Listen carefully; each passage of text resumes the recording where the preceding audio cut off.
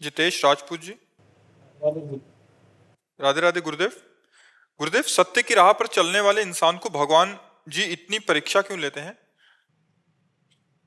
Army के आदमी को दौड़ना सीखना पड़ेगा। आर्मी के आदमी को वो ट्रेनिंग के जितने सूत्र हैं सब उतारने पड़ेंगे, तभी वो आर्मी फौज में हो जाएगा। समझ रहे ना? भारत का एक सैनिक बनने के लिए कितनी कसौटी चाहिए आप देखते हो ना। इतनी ऊंचाई, इतना ये, इतना निरोग, इतना ये। तो भगवान का पार्षद बनने के लिए कितनी कसौटी चाहिए? वही कसौटी होती है। सत्य के मार्ग पर चलने वाला कभी ये प्रश्न ही नहीं कर सकता कि इतनी कसौटी क्यों ली जाती है। नहीं नहीं, आर्मी में जो जाने की कोशिश करता है वो उत्साहित होकर सुबह रोज दौड़ लगाता है।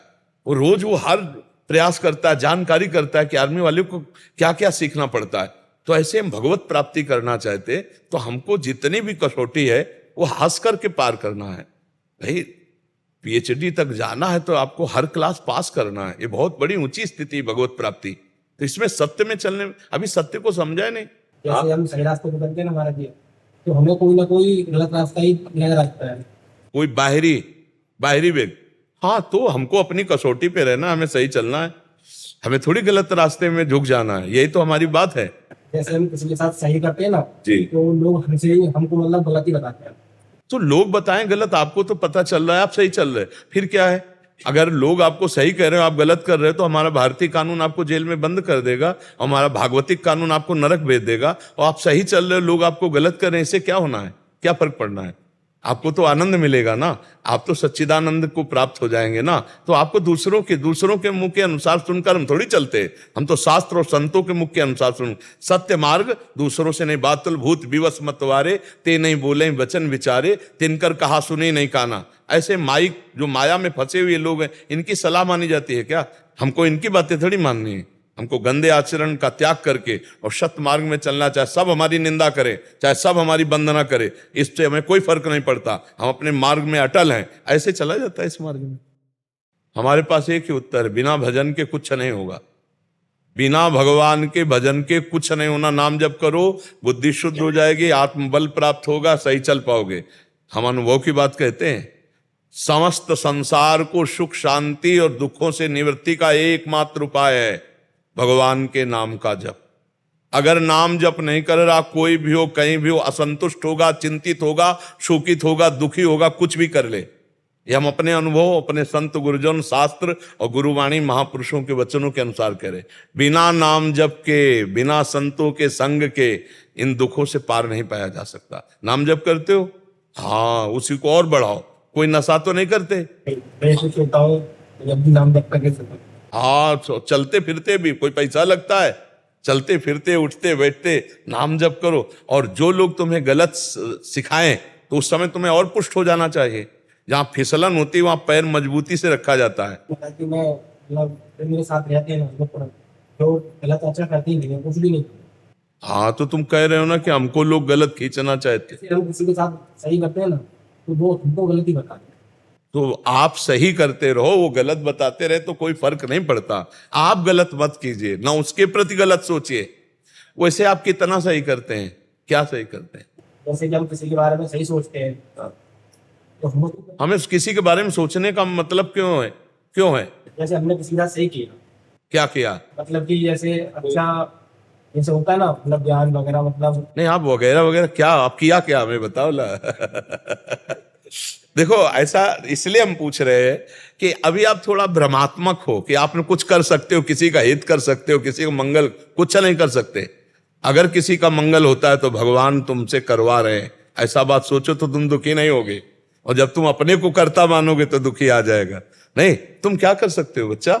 किसी का मंगल क्या कर सकते हो? तुम अपना मंगल नहीं कर सकते। अगर तुम कुछ कर सकते हो तो अपना विनाश ही कर सकते हो, अपना पतन ही कर सकते हो। अगर तुम्हें कोई उठा रहा है तो किसी संत की वाणी, भगवान की कृपा, ये बात सोचो ना, तो तुम्हें दुख नहीं होगा। तुमको सोचना है जो आदमी गलत सलाह दे रहा है, भगवान मेरी परीक्षा ले रहे हैं, मुझे पुष्ट होकर चलना है, मुझे गलत मार्ग में नहीं चलना। अगर किसी का हित हो गया तुम्हारे द्वारा तो सोचो भगवान की बड़ी कृपा जो मेरे द्वारा इसका हित करा दिया। अब वो पलट कर तुम्हें थैंक यू धन्यवाद बोले, या ऐसी आशा मत रखो। तुम्हारी बड़ाई करे, ऐसी आशा मत रखो। ये आशा तभी है जब तुम अहंकार से युक्त हो कि मैंने किसी का हित किया। ये सबसे बड़ा दोष है। भगवान हित करा रहे हैं। अब तुम्हें कोई गाली दे, तुम्हें कोई चाहे वंदना करे, तुम्हें दोनों बातों में समान रहना है, क्योंकि तुमने तो किया नहीं, भगवान ने तुम्हारे द्वारा उसका मंगल करवाया, हित करवाया। ऐसे सोचा जाता है, तब अहंकार रहित होकर भगवत मार्ग में आगे बढ़ा जाता है। अगर ये आएगा हमने इसका हित किया हमने, तो फिर देखो दुखी हो, वो गाली दे या ऐसा, तो फिर आप दुखी हो जाओगे। नहीं, जो दुख और सुख में समान होता है भगवान का भक्त होता है। आगे बढ़ो, नाम जप करो और सत्संग रोज सुनते रहो। मतलब गाली देते कुछ भी बोल दे कोई, तो मैं कुछ अरे गाली तो बच्चा तुम्हें क्या, भगवान को भी देते हैं लोग, नहीं है? अरे पूरी सृष्टि में अगर देखो तो 1000 भगवान की पूजा करने वाले, तो 2-4 तो गाली देने वाले मिलेंगे भगवान को भी। अगर आप देखो समाज में तो 1000 लोग नमस्कार करने वाले, तो 10-5 तो मिलेंगे गाली देने वाले। तो भगवान जब धूप देते हैं तो छाया भी देते हैं, जब दिन देते हैं तो रात भी देते हैं। इसलिए दुख सुख में समान रहना, तभी इस मार्ग में चल सकते हो। नहीं तो, और उसमें हमारा लाभ होता है। जब हमको कोई गाली देता है तो हमारे पूर्व में जो पाप हुए हैं वो नष्ट हो जाते हैं। हर चीज का विधान है। जैसे किसी ने आपको गाली गए, आपके हृदय में ताप हुआ ना, जलन हुई, और आप सह गए, तो आपके पाप नष्ट हो गए। आपने पलटकर जवाब दे दिया, गाली दे दी, तो बात नहीं बनी। तो हमको चुपचाप सह जाना है, जिससे हमारे पाप नष्ट हो जाएंगे, हम भगवान के मार्ग में आगे बढ़ेंगे। समझ पा रहे हैं आप? रजनी अमित अग्रवाल जी, राधे राधे महाराज जी। महाराज जी, सब कहते हैं कि बिना गुरु के गोविंद नहीं मिलते, क्या ये सच है? कोई इसका प्रश्न? रंगनाथ जी के दर्शन किए, निधिवन, राधा रमण, सेवा कुंज, हमारे वृंदावन में बहुत सी ऐसी जगह है। इसके लिए गाइड की जरूरत है कि नहीं जरूरत है? जिसने सब जगह देखा हो, वो गाइड अगर हमें मिल जाए तो बिना किसी प्रश्न के हमको सहज में सब जगह दर्शन करा देगा। तो इस संसार समुद्र से मुझे पार करने वाला, इस भव समुद्र में मैं फंस न जाऊं, उसका ज्ञाता एकमात्र भगवान ही है। वही भगवान जब जिस पर कृपा करता है तो गुरु बनता है। बंदो गुरुपद कंज कृपा सिंधु नर रूप हरि, नर रूप धारण किया हरि ने कृपा करके, और वही हमें उपदेश करते, तो हम संसार से पार हो जाते हैं। बिना गाइड के हम किसी जगह का ज्ञान नहीं प्राप्त कर सकते, तो हम बिना किसी जानकार के हम किसी वस्तु का सही बोध नहीं प्राप्त कर सकते। तो सब अखिल ब्रह्मांडों का रचने वाला, अपने आप से अपने आप में खेलने वाला, जो अपने आप से अपने आप का सृजन करता है, अपने आप से अपने आप का पालन करता है, अपने आप से अपने आप का संहार कर लेता है, उसके रहस्य को बिना उसके कौन जना देगा? वही तो गुरु है। जो जना दे वही गुरु है, और जो जान गया वो उसी में लीन हो गया। जानत तुम्हें होए जाई, और सोई जानो जे दे जनाई। तो ये तो पक्की बात है, बिना गुरुदेव के कैसे जान सकते हो?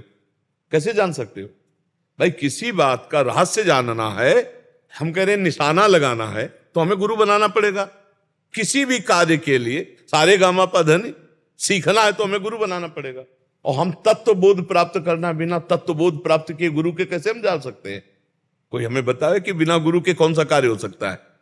एक आदमी पूरी इंजीनियरिंग पास किया जनरेटर की, और इसके बाद एक जनरेटर की दुकान में गया जहां सैकड़ों जनरेटर थे। बोले साहब, ये हमारी इंजीनियरिंग की पूरी सर्टिफिकेट है, आप हमें नौकरी दें और हम आपकी सेवा करेंगे। बोले कहीं आपने किसी इंजीनियर के नीचे आप रहे? कभी आपने जनरेटर खोला, बांधा, सेवा की? बोले ऐसा तो नहीं किया, पर पूरा ज्ञान है हमको, हमने पढ़ा है। तो उनका एक जनरेटर हम खोल देते हैं, तो आप बांध कर चला दीजिए, आपको जो उचित होगा उतने पेमेंट में आपको हम रख लेंगे। जनरेटर खोला, पूरा उसने बांध दिया। पढ़ाई की थी उसने, शास्त्रों से पढ़ाई की थी, बांध दिया। इसके बाद जनरेटर स्टार्ट किया, चला ही नहीं। 1 घंटा परेशान रहा। उसने कहा सर, बार बार मैं देख रहा हूं कि जो मैंने पढ़ा है वैसे ही मैंने पूरा, हर बुल्ट को जहां लगाना चाहिए वैसे पूरा सब।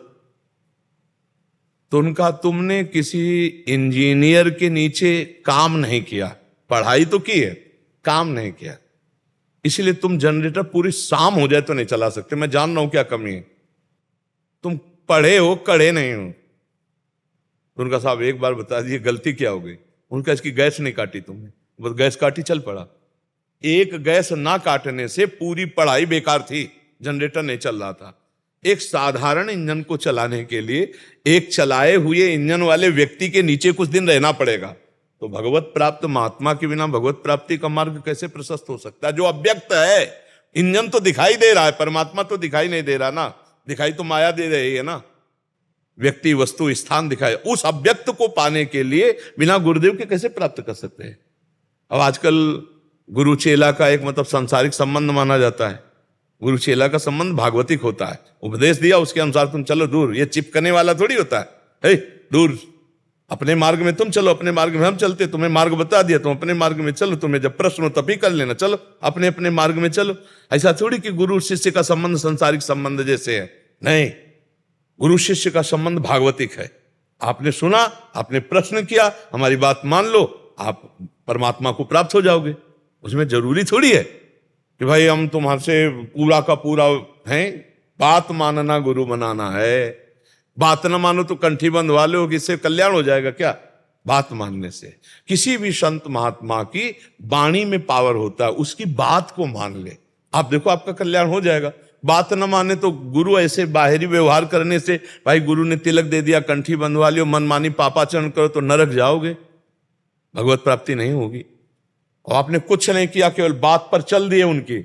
लाखों लोग संतों की बात पे चल देते, वो मिलने बाद में आते हैं। जैसे यहाँ कई लोग आते हैं कि हम 6 महीने से आपका सत्संग सुन रहे हैं, हमारा सुधार हो गया है, और मिलने 6 महीने बाद आ रहे हैं। तो किसने सुधार किया? वाणी ने, शब्द ने सुधार कर दिया। शब्द मानना ही गुरु के शब्द ही हैं, जिनको मानना ही गुरु मानना है। हम उनकी बात मानकर अपना जीवन उनकी आज्ञा पे चला दिया, हो गई बात। द्रोणाचार्य ने शिष्य नहीं माना एकलव्य को, एकलव्य ने द्रोणाचार्य को गुरु मान लिया, तो अर्जुन से भी बड़ा धनुर्धर था। मानने से होती, बात मान लिया, उनकी आज्ञा पे चल दिए। गुरु भी ना माने शिष्य, गुरु के माने थोड़ी होता है, शिष्य के माने होता है। हम आपको प्रभु मानते हैं, हम आपकी बात पर चलेंगे, हमने आपको अपना प्राणाराध्य मान लिया, हो गई बात। इसे कहते हैं गुरु मानना। जैसे पहले का समय था उसमें मन भटकता नहीं था, अभी लोगों का मन इतना भटका हुआ है कि अभी जैसे आप नहीं, लोगों का यहाँ प्रश्न नहीं होता, यहाँ अपना प्रश्न होता है। देखो, सत्संग और संतों से बात की जाती है डायरेक्ट, हम लोगों को लेके बात नहीं करते। लोगों का, अगर आप प्रधानमंत्री हो तो आप लोगों के, क्योंकि पूरा राष्ट्र का भार आपके ऊपर है, राष्ट्रपति हो तो आप प्रश्न कर सकते हैं।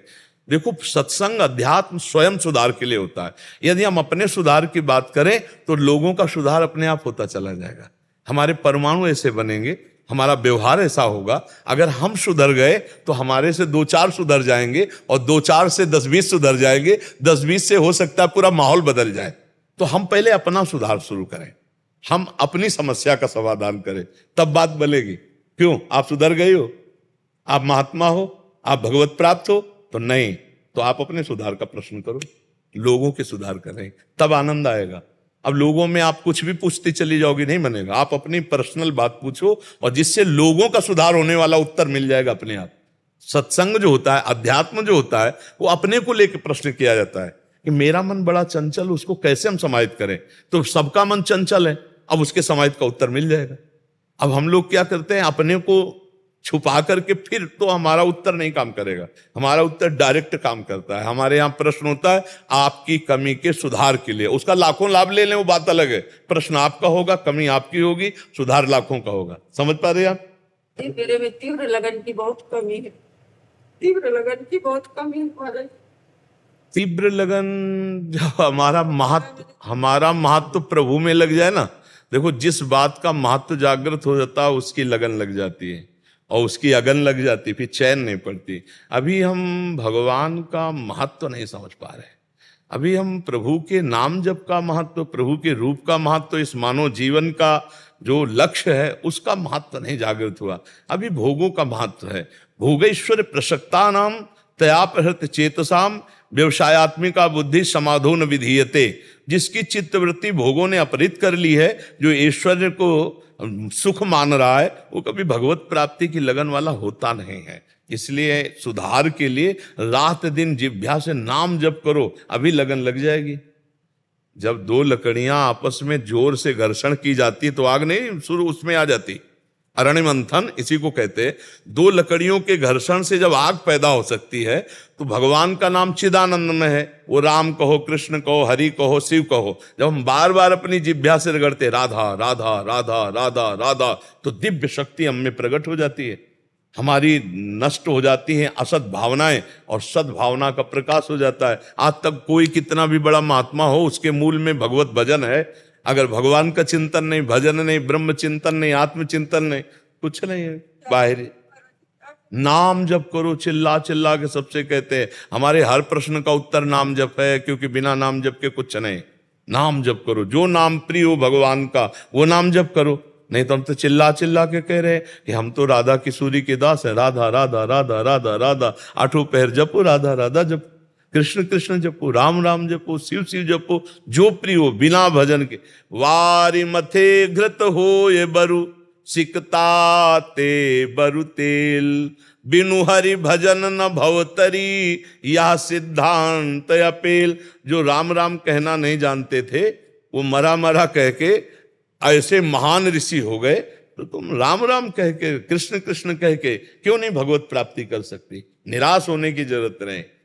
थोड़ा लड़ाई लड़े, अपनी जिह्वा को थकाएं, नाम जप करवाएं, भगवान की कथा सुने, भगवान की महिमा सुने। अभी भगवान में लगन लग जाएगी। लगन लग गई तो फिर जीवन का जो लाभ है वो मिल जाएगा। नाम जप करो, बिना भजन के सब बकवास।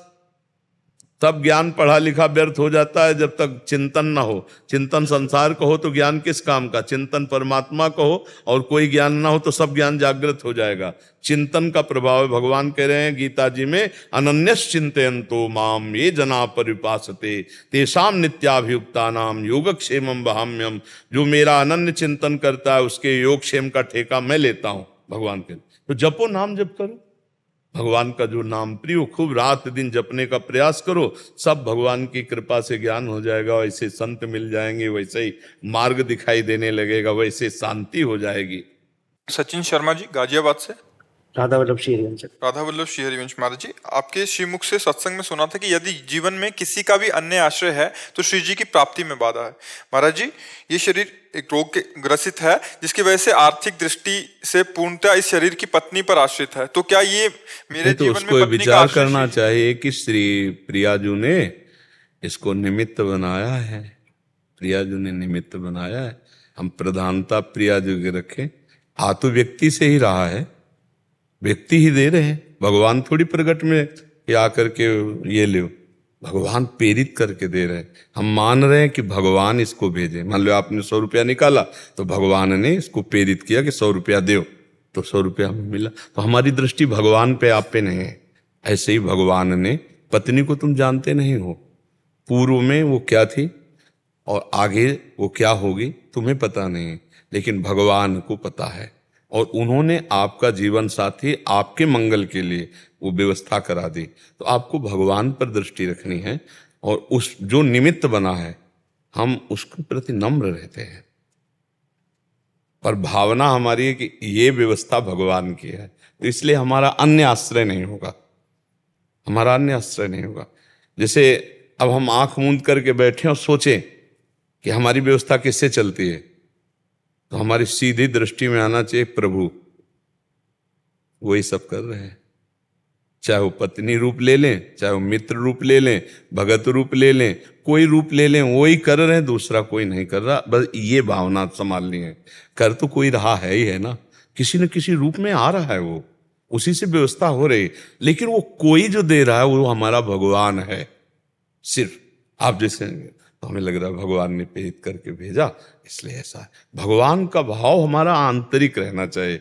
जैसे हमें किसी ने संभाला तो हम उसे साक्षात भगवान देखते हैं कि अरे हम तो गिर रहे थे, लेकिन ये जो दौड़ के आके पकड़ा ये मेरे भगवान है। हमारी दृष्टि व्यक्ति पर नहीं जाती, वो भगवान पर जाती है कि अरे भगवान है। तो भगवान के सिवा वो कोई है नहीं, ये शास्त्रों में लिखा हुआ है। तो फिर हम यही बात माने कि पत्नी में भगवान ही बैठ कर तो हमारी सेवा कर रही है। बस ये भाव रखना है।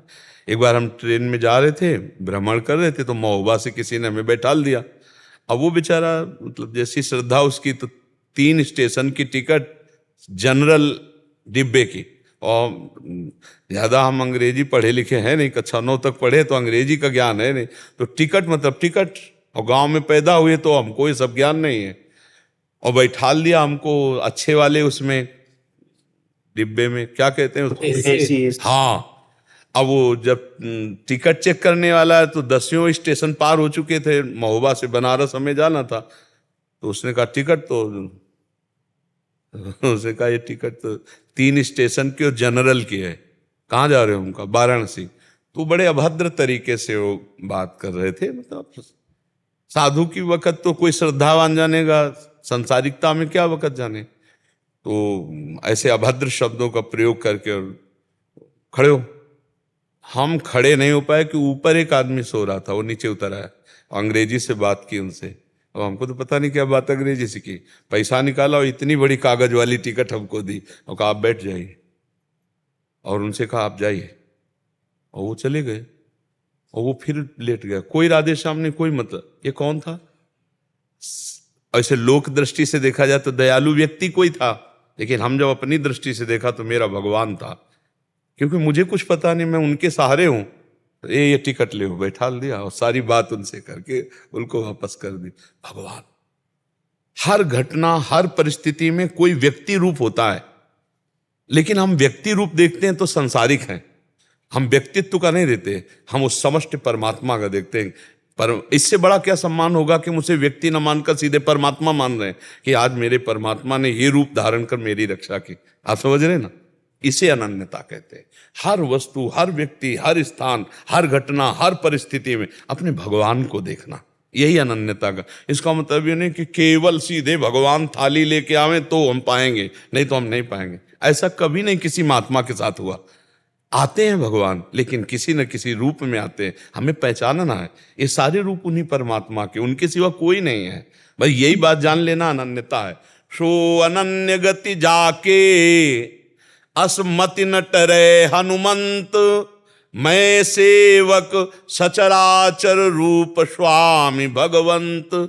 हे हनुमंत, उसी को अनन्य भक्त कहते हैं जिसकी ये मति रहती है कि मैं सेवक हूं, चराचर जगत मेरे स्वामी का रूप है, मेरे भगवान का रूप। खत्म खेल। अनन्यता में कभी कोई बाधा नहीं। आप समझ पा रहे? मोहित जी, राधा वल्लभ श्री हरिवंश महाराज जी, पूज्य गुरुदेव, आज से 1 वर्ष पूर्व आज के ही दिन आपसे एकांतिक वार्तालाप में आपका दिव्य दर्शन व सानिध्य प्राप्त हुआ। उसके बाद जीवन में काफी सुधार भी आया और व्यसनों से मेरे को मुक्ति मिली, शराब मांस आदि मैंने छोड़ दिया और राधा नाम जप करने लगा। गुरुदेव, आपका दास एक कपड़े का दुकानदार है। आपके कहे अनुसार हिसाब में एक दाम में विक्रय करते हैं, लेकिन हमें कपड़ा बेचने के लिए काफी प्रलोभन एवं लुभावनी बातें करनी पड़ती हैं। ऐसे में हमसे कोई त्रुटि तो नहीं हो रही? किसका प्रश्न? हाँ, नहीं, अपने सामान को बेचने के लिए प्रशंसा तो करनी है, पर हमको घटिया सामान नहीं देनी और झूठ नहीं बोलना। जैसे कोई भी सामान है तो खरीदने वाला जानता है कि ये मुनाफा लेके ही बेच रहा है, और सबको ही जानता है कि दुकानदार का मतलब है कि वो अपना घर परिवार इसी से चला रहा है। बिजली खर्चा है, नौकर का खर्चा है, घर परिवार का खर्चा है, तो लेने ही इसी बात के लिए गया है। वो ऐसा नहीं कोई जानता है कि बिल्कुल जो खरीद के लाया उसी दाम में दे देगा। तो जैसे कुछ लोग इसे झूठ बोलते हैं कि भाई हम आपके लिए कह रहे हैं, बिल्कुल नहीं बच रहा है, ऐसे बोलते हैं लोग, कसम से बिल्कुल नहीं बच रहा। ये सब नाटकबाजी करने। वस्त्र बहुत बढ़िया हो, उसकी कीमत फिक्स हो। जैसे कोई कहे 130 का उधर मिल रहा था, आप 160 का दे रहे हो, हम यही 160 का देंगे। 130 का मिल रहा है, आदर से आप ले लीजिए जाके, 5 पैसे कम नहीं। बिल्कुल अपने पे टिके रहो, झूठ बोलना नहीं है कि भाई हम इतने का लाए हैं, इतने का, कुछ नहीं।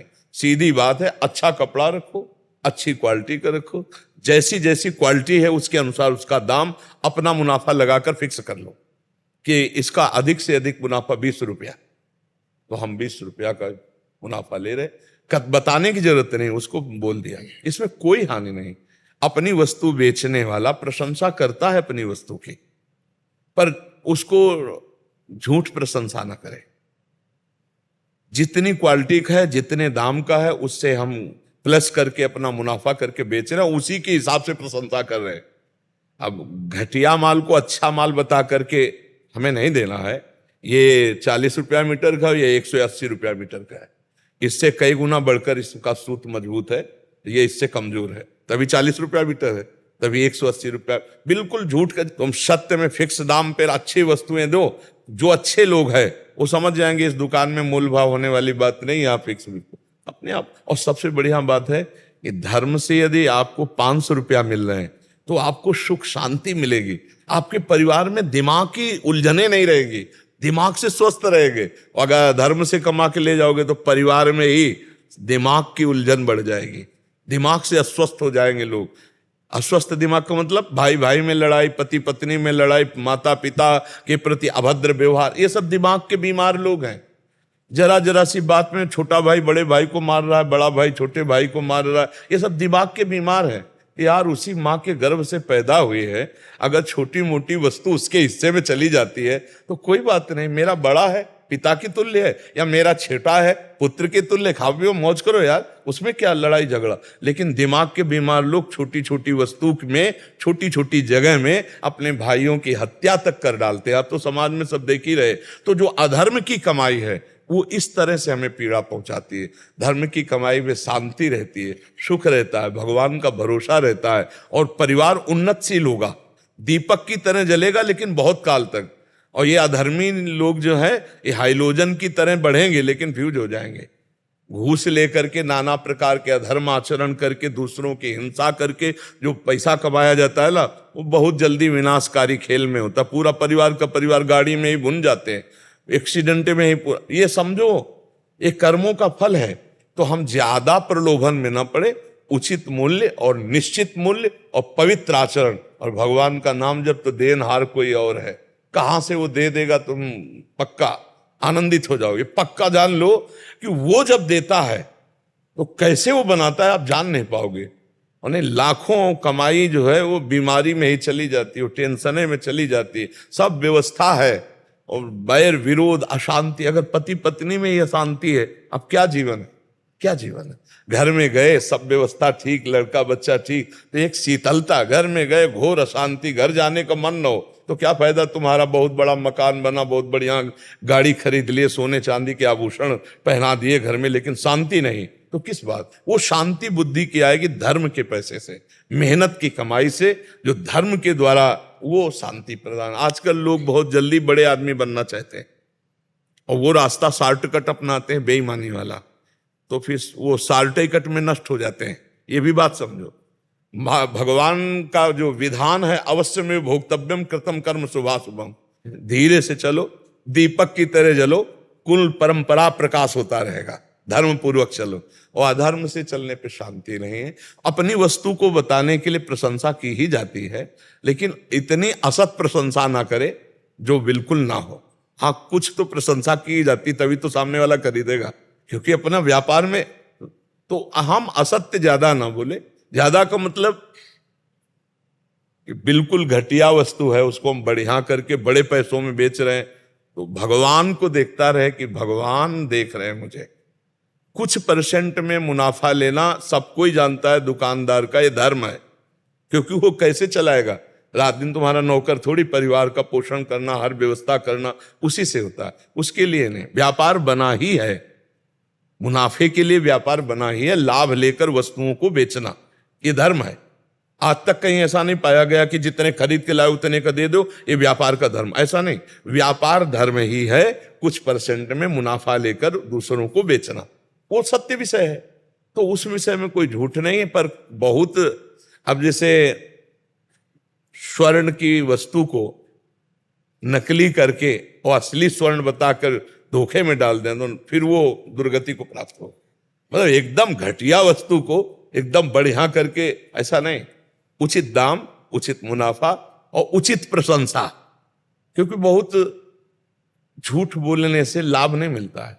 जो झूठ बोलता है उसका स्वभाव बन जाता है झूठ बोलना, और नहीं असत्य सम पातक पुंजा, झूठ के बराबर पाप नहीं। क्या लेना देना क्या है।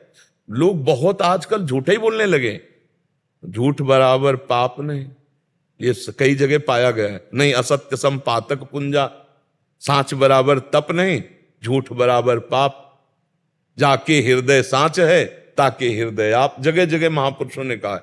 तो हम व्यर्थ में झूठ क्यों बोले। तो बहुत बढ़िया है, आप उसको और थोड़ा संभाल लीजिए कि कोई ऐसी बात ना हो जो ना हो और वो हम कह रहे हो। तो दोष दर्शन बहुत होते हैं। जैसे कभी कभी जैसे बहुत कुछ दिखाया, उसके बाद आखिरी में न लेना तो अरे वो आप ना ले पाओगे, ये वो चीज। हाँ, अब इसको इस तरह से ले, अगर आपने कभी सुना हो, हमने एकांतिक में भी और सत्संग में कहा कि व्यापारी को ग्राहक को भगवत स्वरूप देखना होगा। मेरे भगवान आए तो अगर थोड़ी देर वो आपसे सब देखा हो, इसके बाद चल दिया, और अगर आप ये माने कि मेरे प्रभु इतनी सेवा ले ली, चवन्नी का मुनाफा तो दिया, नहीं तो मुनाफा देने वाले तो आप हो, सेवा मेरी व्यर्थ नहीं जाएगी क्योंकि मैंने भगवान मान के आपको ये समय दिया, ये सेवा की, तो आपको आनंद आएगा। और ग्राहक मान करके केवल देखोगे तो जलन हो जाएगी। मैं आधा घंटा से हर थान देख लिया और 1 मीटर भी नहीं लिया, नहीं लगेगा। तो इस जलन से बचने के लिए भगवत भाव रखना पड़ेगा कि ग्राहक को देखते ही पहले कि प्रभु आप आए हो नाथ, अब देखते हैं कि आप क्या सेवा लेते हैं। हो सकता है आधा घंटे, दुकानों में नहीं आते ऐसे लोग, तो अपनी सावधानी रखनी है और अपना भगवत भाव रखना है। अपने को क्लेश ना होने पावे, संतुष्टा येनवा, मन को यदि संतुष्ट कर पाओ तो ये सबसे बड़ी साधना है कि मन जलने ना पावे। तो ये जो जलन है भगवत भाव से मिट सकती है यदि आप रखो कि भगवत भाव है। जैसे हम आपसे बात कर रहे हैं तो भगवत भाव से कर रहे हैं, अब यहां से हटेंगे और एक क्षण में सब डिलीट कर देंगे कि मेरे भगवान इतने इतने रूपों में आए, ऐसी ऐसी बात की, ऐसी, हे भगवान ये सब आपको समर्पित, और खत्म हमारा चिंतन शुरू। अगर व्यक्ति संबंध से चिंतन करें तब आएगा कि वो व्यक्ति अनुकूल बोल रहा था, वो प्रतिकूल बोल रहा था, वो तो बहुत ही दुष्ट था, बहुत ही उद्दंड था, अब फंस गया चिंतन, अब वो जलेगा, अशांत होगा। ये कला सीखनी है। संतों के पास जाते हैं संसार से युद्ध करके जीतने के लिए, काम क्रोध लोभ मोह मद मत्सर। अब ये जैसे वृत्ति है, अब ये कितनी जला सकती है, क्योंकि 10 गांव कैसे आ सकते हैं कि 1 मीटर भी ना खरीदें और आपको 10 बार दिखाना पड़ेगा, फिर आप बैठे जलोगे। नहीं, प्रभु की ऐसी इच्छा है। देनहार तो वो कहीं से भी देंगे, और निश्चित समझो जिसको भरोसा प्रभु का है माला माल हो जाएगा। एक दिन हो जाएगा, पक्का विश्वास करो। सुदामा जी को एक दिन द्वारिकापुरी बन गई, खाने को भी नहीं मिलता था भिक्षा में, एक दिन द्वारिकापुरी बन गई। इसलिए विभीषण जी को रावण ने भगा दिया था, कोई आश्रय नहीं था, और लंकाधिपति बना दिया और परम सुख प्रदान किया। भगवान की शरण में आज तक जो गया वो कोई ऐसा नहीं आप उदाहरण दे सकते कि वो सदैव ही दुखी रहा हो। हाँ, प्रारंभ या मध्य, लेकिन विश्राम परम सुख में हुआ है, परम आनंद में हुआ है। और जो प्रारंभ और मध्य में थोड़े कष्ट होते हैं, हमारे कर्मों का फल होते हैं। निखिल राज जी झांसी से। आगे आगे राधा वल्लभ श्री हरिवंश महाराज जी, आपके चरणों में कोटि कोटि प्रणाम। महाराज जी, भारत देश में आप ऐसे संत हैं जिनको हर धर्म और वर्ग का व्यक्ति सुनना पसंद करता है। कई लोगों को आपका नाम नहीं पता तो लेकिन वे आपको पीले वस्त्र वाले महाराज जी, किडनी फेल वाले महाराज जी कहकर पहचानते हैं और आपकी तारीफ करते हैं। वो कहते हैं कि वे आपको सुनते हैं। प्रश्न पूछने तो सभी आते हैं और प्रश्नों का सिलसिला कभी खत्म भी नहीं होगा। प्रश्न पूछना तो भक्तों का एक बहाना है, हकीकत में है कि वो आपके साथ बैठने का एक गर्व महसूस करते हैं। मैं भी गर्व महसूस करता हूं, जैसे कोई बालक ये कहता है कि वो मेरे पिता हैं, उनका मैं सुपुत्र हूं, वो मेरे भाई हैं, उनका मैं भाई हूं। ठीक वैसे ही मैं दुनिया को बताता हूं कि महाराज जी मेरे गुरु जी हैं, तब लोग का दृष्टिकोण एक अलग हो जाता है और एक सम्मानजनक दृष्टि से देखते हैं। लोग और अधिक सम्मान देने लगते हैं जब उन्हें पता लगता है कि ये व्यक्ति महाराज जी से जुड़ा हुआ है। मैं बताना चाहता हूं कि मैं आपके नाम का बहुत लाभ उठाता हूं, क्या ये गलत है या सही? नहीं, लाभ भागवतिक उठाना तो सौभाग्य का विषय है। अभी हो कि आप इसे पैसा कमा रहे हो तो बात निषेधात्मक हो, है ना, वो निषेधात्मक नहीं, भागवतिक है ना। तो लाभ सही पूछो तो संतों का जीवन दूसरों के लाभ के लिए ही होता है, स्वयं का कुछ नहीं है। जैसे गंगा जी प्रवाहित स्वयं के लिए नहीं है, जगत मंगल के लिए है। ऐसे मुद मंगलमय संत समाजू, जो जग जंगम तीर्थ राजू। चलते फिरते तीर्थराज प्रयाग की उपमा गोस्वामी तुलसीदास जी ने संतों से दी है। वैसे तो संत नहीं है, उनके चरणों के दास हैं, पर मार्ग तो वही है संतों का। तो हमारा जीवन सर्व लाभ के लिए, सबके लिए है। वो लाभ दूषित भाव से न लिया जाए। अगर आप पर कोई कि आप प्रेमानंद जी के पास बैठते हैं, मिलते हैं, तो आपको आदर की दृष्टि से देखता है, तो आपका व्यवहार और सावधान हो जाना चाहिए कि मेरी छोटी सी गलती उनको गाली दिलवा देगी। समझ रहे ना? तो आप और अच्छे बनते चले जा रहे हैं, आप और फिल्टर होते चले जा रहे हैं, अपना सुधार करते। ये है संत का लाभ कि मेरा नाम उनके नाम से जुड़ गया है, मेरा जीवन उनके जीवन से जुड़ गया है। अब मुझे और सावधान रहना, मेरे से अगर कोई गलती हुई तो कहेंगे यही प्रेमानंद का संग करते हो, यही तुम्हें लाभ मिला है, गाली मिलना शुरू हो जाएगी ना। तो ये जो लाभ है ये आपके उत्थान के लिए है, ये आपके मंगल के लिए है। इसको अंदर हर्षित होकर के नहीं भोगना है, सावधान होकर के इसे स्वीकार करना है। ये बहुत सावधानी रखनी कि मेरा नाम उनसे जुड़ गया है।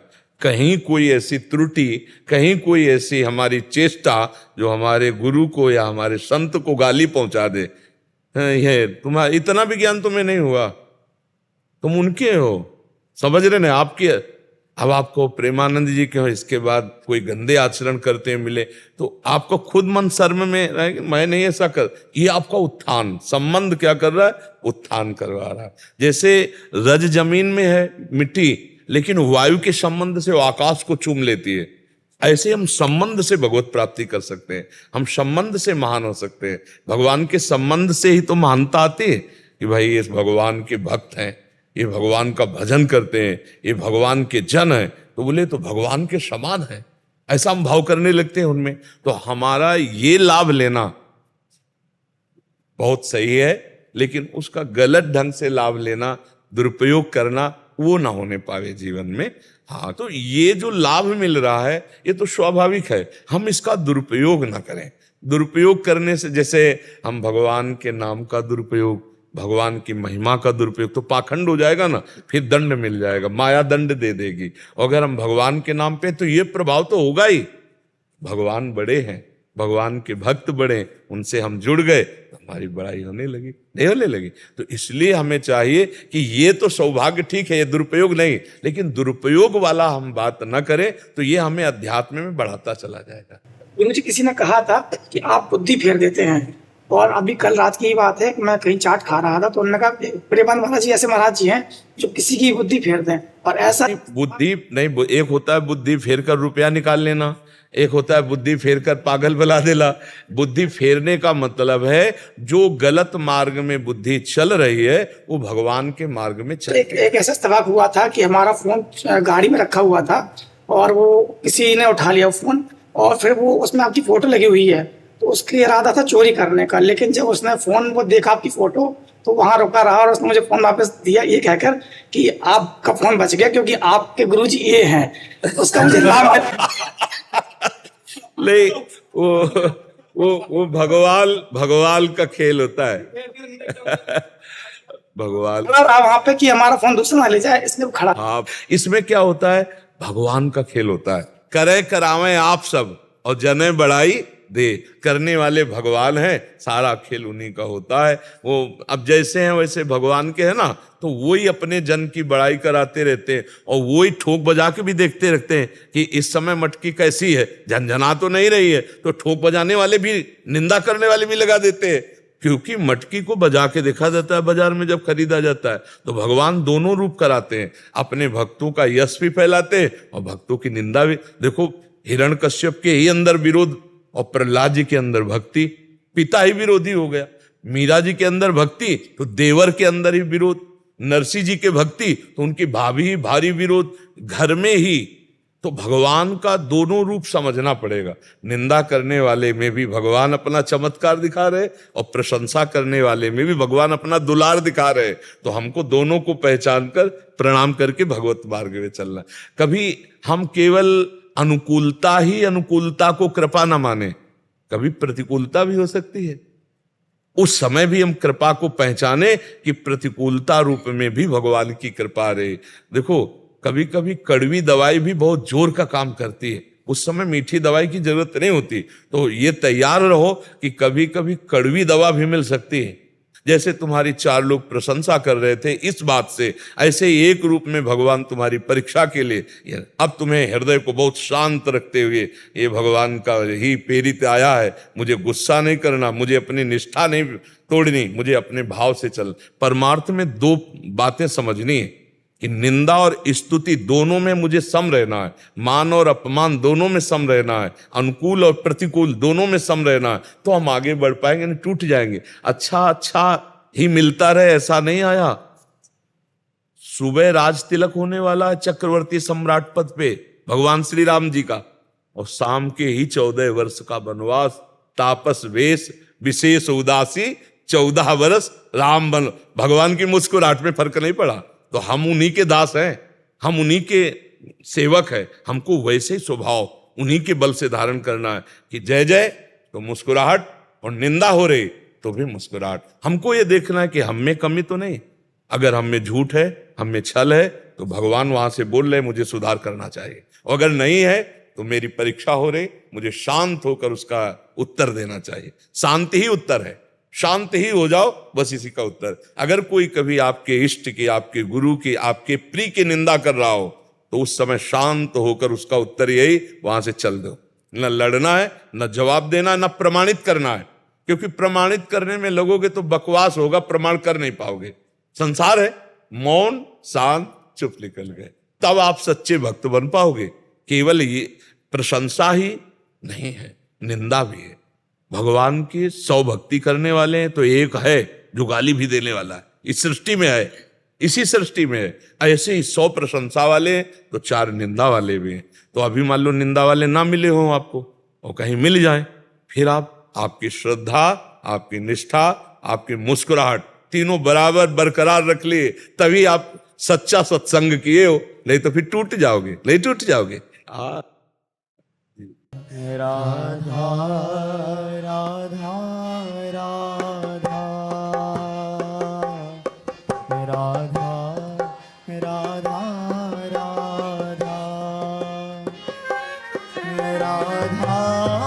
राधा राधा